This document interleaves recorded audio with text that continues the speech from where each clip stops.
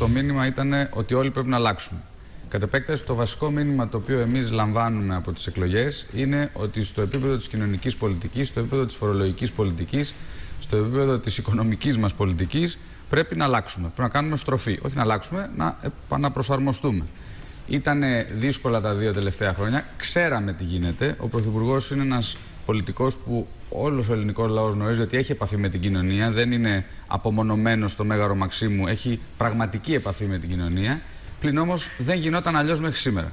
Άρα, πρωτεύον για μας είναι να έχουμε αυτή τη στροφή στην πραγματική οικονομία. Δηλαδή, δεν μπορεί να λειτουργήσει η αγορά αν δεν υπάρχουν χρήματα από τις τράπεζες. Δεν είναι δυνατόν να μην μπορεί κανείς να βρει το δίκαιο του και να βγάλει μια άκρη στις δημόσιες υπηρεσίες. Δεν είναι δυνατόν. Ο συμψηφισμός, ας πούμε, ήταν ένα σωστό μέτρο. Πρέπει να βρούμε δυνατότητες να βοηθήσουμε την αγορά να λειτουργήσει. Δεν νομίζω ότι το μήνυμα των εκλογών ήταν μην ιδιωτικοποιήσετε την ΕΙΔΑ. Ήταν ίσως και αυτό μέσα στις αλλαγές. Εγώ δεν το έχω λάβει ως μήνυμα εκλογικό. Θέλω να πω ότι μέσα στις αλλαγές ή οι ρυθμίσεις στα ασφαλιστικά ταμεία, ειδικά στον ΟΑΕ, που πνίγουν τους μικρούς επιχειρηματίες. Ένα τεράστιο θέμα που το συζητάμε πολύ διάστημα, που δεν μπορούν, που ασφικτιούν. Ωραία. Μια γρήγορη τοποθέτηση γι' αυτό. Εγώ θα σας θυμίσω λίγο τι γινόταν στη χώρα όταν είχε γίνει μια προσπάθεια παλαιότερα να ιδιωτικοποιηθεί ο ΟΤΕ. Σήμερα νομίζω ότι όλοι βλέπουμε ότι ο ΟΤΕ είναι καλύτερος.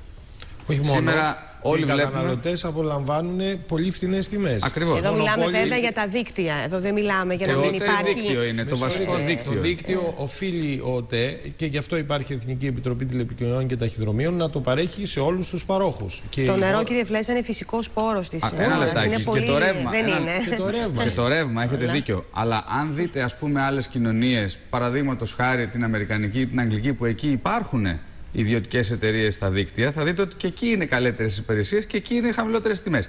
Εγώ δεν παίρνω αυτή τη στιγμή θέση, γιατί νομίζω ότι θα ανοίξουμε μια κουβέντα που ίσως δεν είναι το πρωτεύον σήμερα. Δεν είναι αυτό το πρωτεύον. Το πρωτεύον είναι η πολιτική που θέλει να ακολουθήσει η Νέα Δημοκρατία. Νομίζω ότι για μας αυτό είναι το μήνυμα το κεντρικό, ότι η κατεύθυνση προσπαθήστε να κρατήσετε την Ελλάδα στο ευρωπαϊκό καράβι, στην Ευρωζώνη, με τις θυσίες που χρειάζονται, τις ελογισμένες, και σας εμπιστευόμαστε επειδή έχετε έναν άνθρωπο μπροστά, ο οποίος κάνει τη δουλειά σωστά, στοιχίζονται και πίσω από το Πασόκ. Και εγώ θέλω να το τονίσω αυτό, γιατί νομίζω ότι το αποτέλεσμα του Πασόκ, ναι μεν ήταν κατά 30 περίπου τα 100 μικρότερο, αν κάποιος το συγκρίνει με τις εθνικές εκλογές, που είναι μια λάθος σύγκριση. Πλην όμως έδωσε μια βάση, και ιδιαίτερα για τη συζήτηση των συνενέσεων που κάνατε πριν, και στην κεντροαριστερά και στο ευρύτερο πολιτικό φάσμα. Άρα εγώ βλέπω ένα θετικό υπόβαθρο πάνω στο οποίο πρέπει να πατήσουμε. Όμως νομίζω ότι τα πράγματα είναι πολύ δύσκολα. Διότι, όπως είπε ο κύριος Φλέσσας πριν, η Ελλάδα έχει ποτιστεί από τον λαϊκισμό. Άρα είναι πολύ εύκολο αυτή τη στιγμή για τους επικεφαλείς του ΣΥΡΙΖΑ να βγουν πολύ επιθετικά, να προσπαθήσουν να αλώσουν την κοινωνία με επιχειρήματα τα οποία δεν απαντιόνται. Και επί της ουσίας να μην έρχονται να συζητήσουν οτιδήποτε το οποίο είναι ουσιαστικό. Εγώ δεν είμαι βέβαιος αν και κατά πόσο οι πολίτες είναι πραγματικά όριμοι.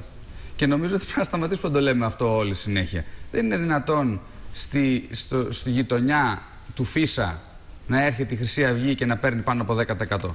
Είναι αδιανόητο. Δηλαδή οι μανάδες οι οποίες κλαίγανε μαζί με τη μάνα του παιδιού αυτού πήγαν και ψηφίσανε, τροποντινά το λέω αυτό έτσι, Χρυσή Αυγή. Δεν είναι δυνατόν ο ΣΥΡΙΖΑ, ο οποίος επαγγέλλεται την αριστερά. Με το ότι οι ψηφοφόροι τελικά της Χρυσής Αυγής είναι φασίστες. Αυτό δηλαδή που πολλές φορές κρυβόμαστε και δεν θέλουμε να το λέμε. Όχι, αλλά δεν είναι όριμη θέση. Υπάρχει και αυτό το θέμα. Όχι, εγώ δεν πιστεύω ότι έχουμε 11% ή 10% φασισμό στην Ελλάδα. Νομίζω ότι έχει να κάνει με τη φτώχεια, έχει να κάνει με τις πολιτικές, έχει να κάνει με όλο αυτό που γίνεται στην Ευρώπη που θα το συζητήσουμε. Πλην όμως θεωρώ ότι δεν μπορούμε να τους πιστώσουμε ωριμότητα. Δεν είναι δυνατόν να λέμε και να μιλάμε για όριμες πολιτικές δυνάμεις όταν είναι σαφές, ας πούμε, στο μεγαλύτερο δήμο της χώρας, στην Αθήνα, ότι συλλήβδην οι οπαδοί του κ. Κασιδιάρη ψηφίσανε τον υποψήφιο του ΣΥΡΙΖΑ. Και αυτό είναι, αν πάρετε τα τμήματα της Α Αθηνών, θα τα δείτε σε όλα. Είναι γραμμή. Είπε ο κ. Κασιδιάρης, θα ρίξω 15% άκυρα ψηφοδέλτια με τη Χρυσή Αυγή. Δεν βρέθηκε ούτε ένα. Ναι. Άρα, εδώ πέρα, εγώ δεν συμφωνώ. Πρέπει να αρχίσουν και οι Έλληνες πολίτες να οριμάζουν. Δεν είναι όριμοι. Πρέπει να πάρουν τις ευθύνες τους και εν τέλει ο ελληνικός λαός, αυτή είναι η δημοκρατία, θα αποφασίσει. Ως προς το εκλογικό σύστημα δεν ξέρω τώρα αν είναι και αυτό κουβέντα μας. Εγώ δεν είμαι τόσο βέβαιος ότι η απλή αναλογική. Εγώ δεν είμαι τόσο βέβαιος ότι η απλή αναλογική είναι το καλύτερο εκλογικό σύστημα. Προσωπικά έχω μια άλλη άποψη. Θεωρώ επίσης ότι δεν πρέπει οι πολιτικοί σχηματισμοί να λειτουργούν με βάση το ρεύμα και να έχουν μεγάλες ανακολουθίες. Εμείς πιστεύουμε στις σταθερές κυβερνήσεις. Ίσως το μπόνους να μην είναι ο καλύτερος τρόπος να ενισχύσει το πρώτο κόμμα. Αυτό ναι. Απ' την άλλη όμως μεριά νομίζω ότι η Νέα Δημοκρατία και σε ό,τι με αφορά τουλάχιστον πρέπει να παραμείνει σταθερή σε συστήματα που τα αποκαλούμε εν τη ευρεία ενία ενισχυμένης αναλογικής. Δηλαδή δεν μπορεί να αφήσουμε ειδικά στην Ελλάδα το σύστημα τελείως ανοιχτό, διότι τότε εκεί πραγματικά δεν ξέρω στη συνέχεια πώς θα μαζεύεται. Γιατί κύριε Λιβανά, γιατί δεν έχουμε και ένα κράτος, βλέπουμε ότι αυτό συμβαίνει στο Βέλγιο, αλλά το κράτος λειτουργεί κανονικά, ακόμη και αν δεν υπάρχει κυβέρνηση, γιατί έχουν δυσκολία σχηματισμού κυβέρνησης. Και στην Ιταλία που έχει πολύ βαθιά κουλτούρα. Αφενός υπάρχει κρατική δομή η οποία λειτουργεί ανεξάρτητα από τις εκάστοτε κομματικές και πολιτικές ηγεσίες. Και αφετέρου υπάρχει μια οριμότητα στο πολιτικό σύστημα και στο κοινωνικό σύστημα. Και είναι και αποτελεσματική. Έτσι, γιατί, και είναι αποτελεσματική, λειτουργεί από μόνη της. Εδώ δεν είναι αποτελεσματική. Ναι, μιλάμε είναι ο μεγάλος ασθενής. Και εκεί υπάρχει και μια κουλτούρα. Παραδείγματος χάρη στο Βέλγιο που αναφερθήκατε, ο πρωθυπουργός του Βελγίου είναι στους σοσιαλδημοκράτες, πλην όμως είναι μειοψηφία. Και κυβερνάει μια χαρά ο άνθρωπος. Και έχουν και τα θέματα εκεί, τα εθνοτικά ανάμεσα. Πολύ διαφορετική. Ναι, τους Φλαμανδούς και τους Βαλόνους. Εδώ προσπαθούμε να βάλουμε. Εδώ ο ΣΥΡΙΖΑ δεν έρχεται στο τραπέζι να συζητήσουμε. Δηλαδή, μιλάμε ότι είμαστε ακόμα πολύ μακριά. Πρέπει να κάνουμε βήματα τεράστια για να φτάσουμε σε αυτό το σημείο που βρίσκεται η υπόλοιπη Ευρώπη. Και είναι ευκαιρία, για να βλέπουμε και τις ευκαιρίες μέσα στην κρίση, να εκμεταλλευτούμε την κρίση και να πάμε πιο γρήγορα. Και ειδικότερα οι νέες γενιές. Εμένα, από τη μια, με χαροποιεί το γεγονός που βλέπω φρέσκους ανθρώπους, νέα πρόσωπα όπως η κυρία Δούρου και ο ίδιος ο κύριος Τσίπρας. Ειλικρινά το λέω. Απ' την άλλη, με θλίβει το γεγονός ότι αυτά τα ίδια νέα φρέσκα πρόσωπα είναι φορείς παλαιοκομματικών ιδεολογιών και πρακτικών στο χειρότερο βαθμό. Το ζητούμενο για την Ελλάδα είναι να, όπως το λέγω, να το πω λίγο πιο λαϊκά, να μπουν άνθρωποι από το επιχειρήν, άνθρωποι από χώρους που δεν ήταν στην πολιτική. Είναι πολύ απλό. Όταν αφήνεις ανθρώπους του κομματικού σωλήνα να κυβερνάνε τη χώρα, να μπαίνουν στα υπουργεία, να μπαίνουν στους οργανισμούς, είναι προφανώς ότι αυτοί οι άνθρωποι δεν μπορούν να τα φέρουν βόλτα. Γιατί δεν το ξέρουν. Είναι σαν να πάρεις οι καθηγητές. Εγώ σέβομαι τους καθηγητές. Σέβομαι. Ναι, αλλά θεωρείτε ότι δεν. Αλλά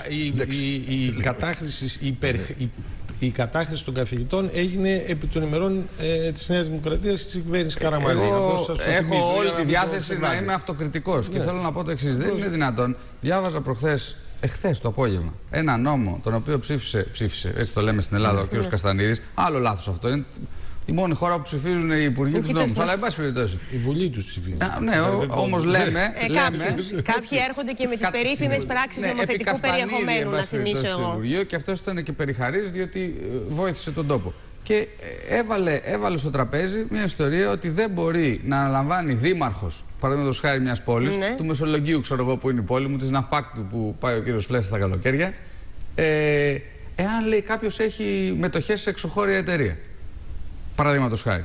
Αυτό πώς το σκέφτηκε. Δηλαδή, τι θα πει αυτό? Θα πει ότι αποκλείουμε ένα σωρό ανθρώπους παρεμπιπτόντως τις ναυτιλίες. Αυτό συνέβη και στον κύριο Βερνίκο. Ναι, δεν ήθελα να το πω για τον κύριο Βερνίκο. Συνέβη, το θυμόμαστε. Το λέω όμως με την έννοια ότι είναι τρελό. Δηλαδή δεν γίνεται και να μην το έχουμε αλλάξει ακόμα. Εν τω μεταξύ.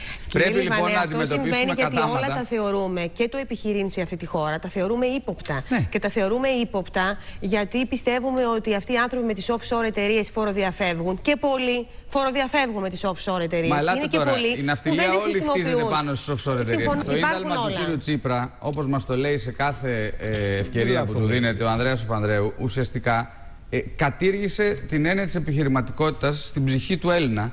Θεωρήσαμε όλοι ότι η επιχειρηματικότητα ήταν κάτι κακό.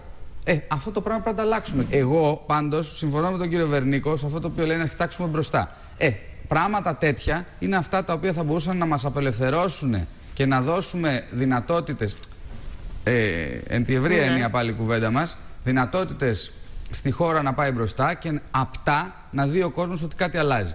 Και αν γίνει αυτό, τότε εγώ πιστεύω ότι οι πολίτες οι οποίοι Και τους ευχαριστώ γιατί μέσα σε μια τέτοια δίνη ψηφίσανε, στηρίξανε τα κυβερνητικά κόμματα. Τότε θα πούν ναι, εκεί υπάρχει μια σοβαρότητα. Έκανε ο κύριος Σαμαράς, εγώ δέχομαι ότι ίσως ο χρόνος να μην ήταν ο καταλληλότερος. Μια πρόταση για το αναπτυξιακό του μοντέλο. Και ήταν μια μετρημένη πρόταση. Δηλαδή ήταν σοβαρή, δεν ήταν μια μπαταριά στον αέρα. Μπορούμε να τη συζητήσουμε. Μπορεί να έχει πολλά λάθη, μπορεί να έχει πολλά κενά. Γιατί δεν τη συζητάμε? Και εν πάση περιπτώσει, πού είναι η πρόταση της άλλης μεριάς? Να μας πει, όχι, δεν είναι τόσες θέσεις εργασίας εδώ, είναι τόσες. Μπορούμε να κάνουμε αυτό, μπορούμε να κάνουμε εκείνο. Πού βρίσκεται αυτός ο διάλογος που ζητάνε και διψάνε οι πολίτες? Όντως την ευθύνη την έχουν αυτοί που κυβερνήσαν. Πλην όμως βλέπετε ότι. Δεν αναιρώ την ύπαρξη ευθύνης και από εκεί πέρα. Όχι, δεν θα το πάω εκεί. Η κοινωνία τελικώς επιβραβεύει και αυτούς που αναλαμβάνουν ευθύνες. Δηλαδή, εσείς εκεί που αποποιηθήκατε ευθυνών. Ενώ εσείς επιβραβευθήκατε στις εκλογές. Εδώ είναι η επισήμανση. Η επόμενη θέλω να κάνω γιατί άκουσα πολύ. Ακούστε, θα μπορούσε το αποτέλεσμα, κατά τη γνώμη μου, να είναι πολύ διαφορετικό. Εγώ δεν έχω καταλάβει γιατί επιχαίρει ο κύριος Τσίπρας όταν με όλο αυτό το πράγμα που γίνεται στη χώρα έρχεται και παίρνει λιγότερες ψήφους από ό,τι πήρε στις εθνικές εκλογές, οι οποίες είναι και πιο σκληρές. Εγώ, ακούγοντας λίγο και τις ανταποκρίσεις σας από την Ευρώπη, νομίζω ότι το μήνυμα είναι παρεμφερές στην Ευρώπη και στην Ελλάδα. Καταρχήν όλοι πρέπει να αρχίσουν να σκέφτονται διεθνώς και να πράττουν τοπικώς. Αυτό και εμείς πρέπει να το κάνουμε εδώ. Πρέπει να το κάνουν και οι Γάλλοι, πρέπει να το κάνουν όλοι οι κυβερνήτες ανά την Ευρώπη. Το δεύτερο είναι ότι η Ευρώπη χρειάζεται ένα καινούριο όραμα, γιατί θεωρώ ότι οι Ευρωπαίοι πολίτες έχουν πατήσει πάνω στη δημοκρατία, τη θεωρούν δεδομένη. Οπότε αυτό το οποίο ήταν όραμα των προηγούμενων γενεών, αυτών που έχτισαν την Ηνωμένη Ευρώπη, δεν υπάρχει πια σαν όραμα. Είναι μια εμπεδομένη κατάσταση. Άρα εδώ εμείς, στο βαθμό που μπορούμε, και εγώ νομίζω ότι ο Πρωθυπουργός είναι ο κατάλληλος άνθρωπος να μπει σε αυτό το διάλογο δυναμικά και πρέπει να το κάνει, γιατί αυτό είναι ένα από τα πράγματα που πρέπει να κάνει μετά το μήνυμα των εκλογών που πήραμε εσωτερικά, είναι να δοθεί ένα καινούριο όραμα, το οποίο, κατά τη γνώμη μου, θα πρέπει να βασίζεται βεβαίως σε αυτά που είπε ο κ. Βερνίκος πριν, σε μια δίκαιη ανάπτυξη. Θα πρέπει να έχει ως βασικό του στόχο τον τερματισμό της φτώχειας, διότι όλα αυτά τα φαινόμενα που βλέπουμε έχουν να κάνουν με το πορτοφόλι κάποιων ανθρώπων. Και αυτή είναι η πραγματικότητα. Και θα πρέπει να, κατά την ταπεινή μου γνώμη, να μην προσπαθούμε να κάνουμε μικρά βηματάκια μεσοβέζικα. Υπάρχουν αυτοί οι οποίοι δεν θέλουν την Ευρώπη, δεν θέλουν την ενοποιημένη Ευρώπη και κάνουν σταθερά πολιτικά βήματα, ξέρουμε ποιες είναι αυτές τις προσωπικότητες.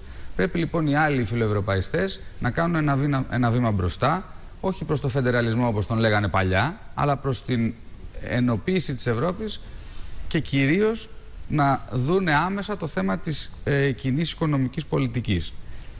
Τέλος, στα δικά μας, ναι, και ένα σχόλιο για τον κύριο Ολάντ. Ο κύριος Ολάντ νομίζω ότι θα έπρεπε να πάρει μαθήματα από συντρόφους δημοκράτες όπως ο κύριος Βερνίκος, διότι όταν ήρθε και απείλησε τους Γάλλους ότι θα τους φορολογήσει μέχρι και 70%, είναι προφανές ότι τώρα ακούσαμε ότι θέλει να κάνει μια στροφή. Αυτές οι κολοτούμπες δεν επιβραβεύονται στην πολιτική ποτέ, νομίζω. Και νομίζω ότι είναι λάθος να γίνονται.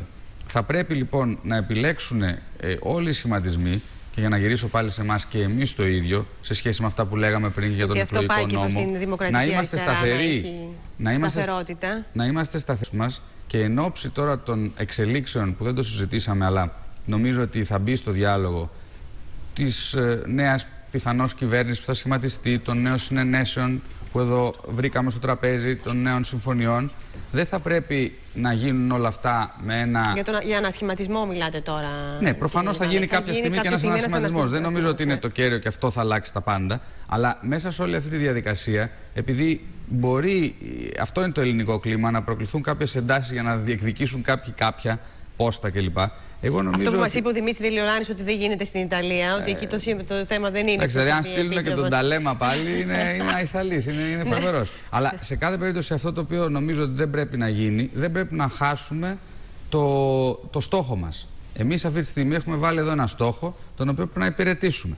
Πρέπει ταυτόχρονα να κάνουμε πράγματα που δεν κάναμε, γιατί προφανώς δεν αντέχει άλλο η κοινωνία, αλλά δεν μπορούμε να λοξοδρομήσουμε, διότι αν λοξοδρομήσουμε προς το λαϊκισμό, τότε χάθηκαν όλα όσα κάναμε 2 χρόνια.